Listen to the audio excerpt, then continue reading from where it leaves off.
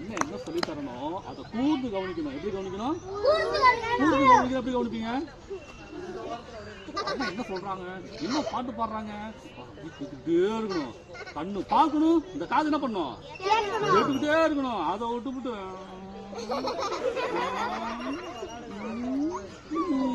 இப்படி பார்த்துட்டு இருந்தோம்னா அண்ணன் பேசுறது வேலை விளங்குமா, கேட்குமா? நான் என்ன சொன்ன உங்க கேள்வி கேட்டா நீங்க சொல்லுவீங்களா? ஏன் சொல்ல மாட்டீங்க? கேட்கல, பிறகு பாத்தீங்க, வேடிக்கை பாத்தீங்க. அப்படி இருந்தாக்க நான் சொல்றது கேட்காது. நீங்க என்ன செய்வீங்கன்னு உங்களுக்கே தெரியாது. சரிங்களா? அப்போ ஆப்போசிட்ல யாராவது என்ன சொன்னாலும் அதை என்ன பண்ணணும், கவனமா கேட்கணும். ஆசிரியர்லாம் நீங்க ஸ்கூல்ல படிக்கும் பொழுது ஆசிரியர் சொன்னாக்க நீங்க என்ன பண்ணணும், கூர்ந்து கவனிக்கணுமா கவனிக்க கூடாதா? கவனிக்கலன்னா யாருக்கு நஷ்டம்? சரிங்களா? ஆனா வாத்தியாரு அவருக்குரிய வேலையை கரெக்டா செய்யறாரா இல்லையா?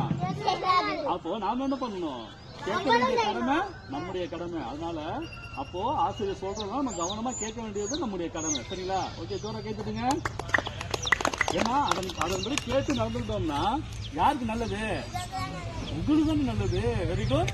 அதே போலதான் இங்க சொல்லப்படுகிற ஒவ்வொரு வார்த்தைகளை நீங்க கவனமா கேட்கும் பொழுது உங்களுக்கு என்ன உண்டாகும் சொல்லுங்க?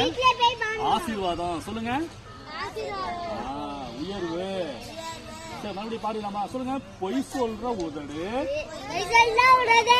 இயேசுவுக்கு அருவருப்பு. பொய் சொன்னா யாருக்கும் பிடிக்காது. சொல்லுங்க, புரியாதா? சரி, போன வாரத்துல இருந்து இந்த வாரம் வரைக்கும் யாரும் பொய் பேசவே இல்லை. அப்பா ரொம்ப சந்தோஷம்டா, ரொம்ப சந்தோஷமா இருக்கு. இப்படியே இருங்க வாழ்நாள் முழுவதும். சரிங்களா? இந்த பூமியில நம்ம வாழ்ற வாழ்நாள் முழுவதும் நம்ம எப்படிதான் இருக்கணும் சொல்லுங்க? பொய் சொல்லாம இருக்கணும். சரிங்களா?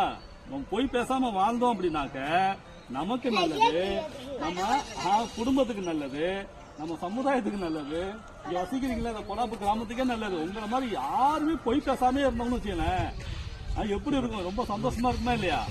சரிங்களா? அப்போ நம்முடைய தவறை மன்னிக்க பொய் பேசவே கூடாது ஒரு காரணம். ஓகே தம்பிகளா, சொல்லுங்க. நம்முடைய தவறை மறைக்க